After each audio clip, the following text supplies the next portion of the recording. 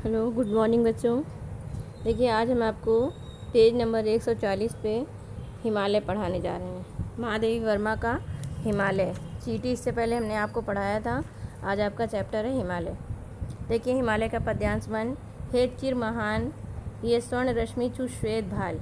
यहाँ पर कवित्री ने यानी महादेवी वर्मा ने हिमालय की सुंदरता का वर्णन किया है और कहती हैं हे चिर महान, यानी हे सदा से महान हिमालय। हिमालय सदा से महान रहा है, इसलिए कवित्री जो हैं वो हिमालय की महानता का वर्णन करते हुए कहती हैं हे महान हिमालय ये स्वर्ण रश्मि छु श्वेत भाल। जब ये सुनहरी किरणें, जब तुम्हारे स्वर्ण रश्मि, स्वर्ण माने सुनहरी और रश्मि माने किरणें, जब ये सुनहरी किरणें तुम्हारे सफ़ेद मस्तक को छू, श्वेत भाल माने सफ़ेद मस्तक को छूती हैं तो बरसा जाती रंगीन हास। तो उसमें से क्या करने लगती है?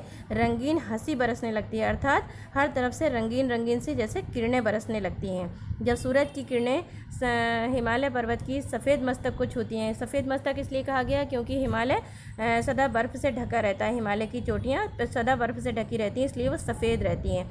और जब कवित्री कह रही है जब उसमें सूर्य की किरणें पड़ती हैं तो वो ऐसी लगती हैं जैसे रंगीन हंसी उसमें से बरसने लगती है, हर तरफ जैसे रंगीनियाँ फैल जाती हैं और ऐसा लगने लगता है जैसे कि सेली बनता है, बरसा जाती रंगीन हाथ सेली बनता है इंद्रधनुष। यानी उसमें से रंगीन हंसी बरसने लगती है, रंगीन किरणें बरसने लगती हैं और सेली बनता है इंद्रधनुष। ऐसा लगता है जैसे, सेली माने होता है पगड़ी, ऐसा लगता है जैसे इंद्रधनुष। इंद्रधनुष आपको पता है रेनबो होता है जिसमें बहुत सारे कलर होते हैं, तो ऐसा लगता है जैसे इंद्रधनुष तुम्हारी पगड़ी बन गई हो। हे हिमालय, ऐसा लगता है जैसे कि जब सूरज की किरणें तुमसे टकराती हैं तो उसमें से रंगीन हंसी बरसने लगती हैं और ऐसा लगता है जैसे इंद्रधनुष तुम्हारी पगड़ी हो। और परिमल मल मल जाता बतास, और परिमल माने होता है सुगंधित, मल मल जाता बतास यानी तुम्हारा ऐसा लगता है जैसे तुम्हारे मल मल माने होता है अंग अंग में, ऐसा लगता है जैसे सुगंधित हवा तुम्हारे जब शरीर से टकराती है। हे हिमालय, जब तुमसे सुगंधित वायु टकराती है या तुम्हारे अंग अंग से टकराती है तो हर तरफ सुगंध फैल जाती है। लेकिन फिर भी हे हिमालय पर रागहीन तू हिम निधान, फिर भी हिम निधान माने हे बर्फ से ढके हुए हिमालय, फिर भी तू क्या है? रागहीन है, तेरे अंदर कोई राग नहीं है, कोई संगीत नहीं, यानी तू उदासीन है। कैसा है तू? सन्यासियों की तरह है। जैसे वैरागी लोग, सन्यासी लोग होते हैं, हर वक्त तपस्या करते रहते हैं, वैसे ही तू एक वैरागी की तरह जैसे तपस्या कर रहा है, उदासीन होकर के बैठा रहता है। उसके बाद देखिए पद्यांश 2। टूटी नभ में गर्वित झुकता ना शीश।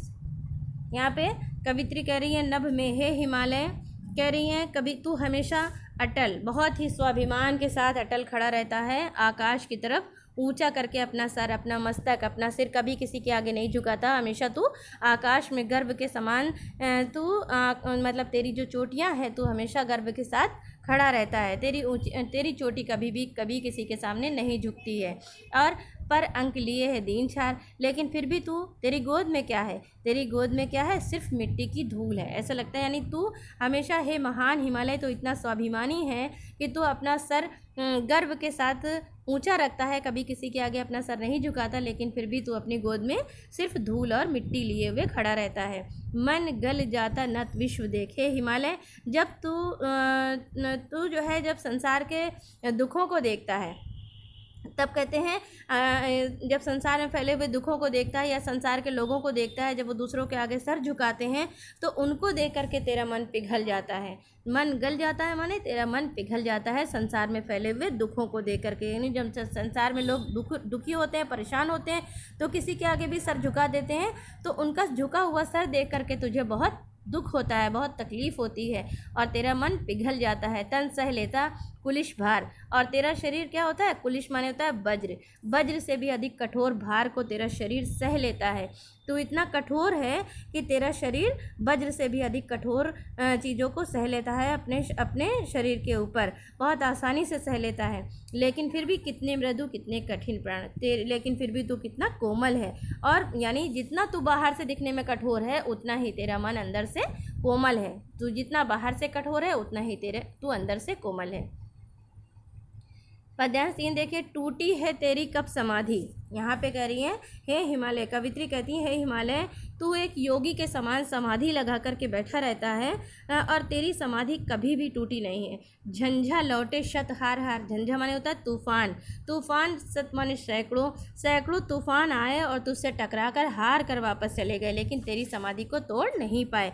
तू तपस्वियों की भांति, योगियों की भांति समाधि लगाए बैठा हुआ तपस्या कर रहा है, कठोर तपस्या कर रहा है, और तेरे सामने कितने ज़्यादा सैकड़ों तूफान आए और तुझसे टकरा कर वापस चले गए, लेकिन तेरा कुछ भी बिगाड़ नहीं पाए।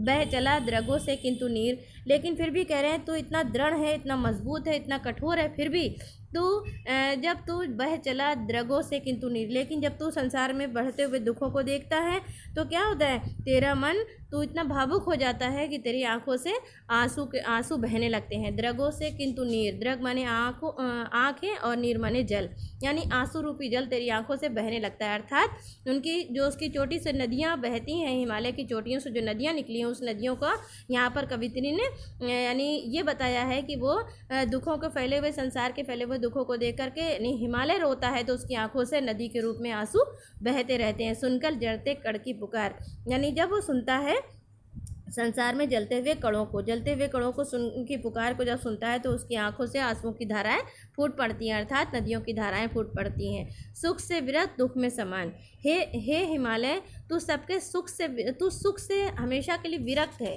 यानी सुख से दूर है। तेरे लिए सुख और दुख एक समान है, जैसे किसी योगी के लिए होता है, किसी तपस्वी के लिए होता है सुख और दुख एक समान, वैसे ही तू सुख और दुख तेरे लिए सब एक समान है। तो हमेशा सुख हो चाहे दुख हो, सब में एक समान रहता है।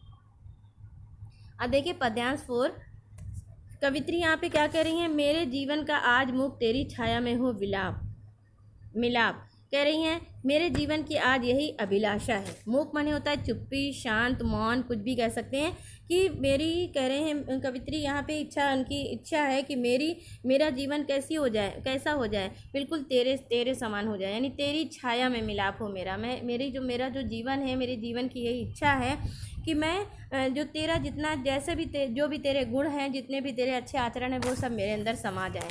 ये कवित्री की अभिलाषा है, इच्छा है, कह रही है मेरी जीवन की आज यही अभिलाषा है कि तेरी छाया में मेरा मिलाप हो, अर्थात मैं तेरी ही छाया बन जाऊं। जैसे तेरे अंदर है जो जितने गुण हैं, जितने आचरण हैं, वो मैं अपने हृदय में उतारना चाहती हूँ। तन तेरी साधकता को छू ले, मैं चाहती हूँ मेरा भी शरीर तेरी तरह साधना करे। जैसे तू कठोर साधना करता रहता है, तपस्या करता रहता है, वैसे ही मेरा भी मन तेरी तरह कठोर साधना करे। मन ले करुणा की थाह नाप, और मेरा मन तेरे अंदर की जो करुणा है, तेरे अंदर की जो दया है, वो उसकी गहराई को नाप ले। और मैं चाहती हूँ कि मेरे हृदय में सदा पावस हो, मतलब उर में पावस, रग में बिहान। मैं चाहती हूँ कि मेरे हृदय में भी सदा वर्षा ऋतु हो और आँखों में सदा प्रातःकालीन सुंदरता हो, जैसे कि तेरे हृदय और तेरी आँखों में होती है। ये लेसन आज आपका कंप्लीट हो गया, और इसमें आपको करना है पहला और चौथा, ये आप लोगों को कॉपी में करना है।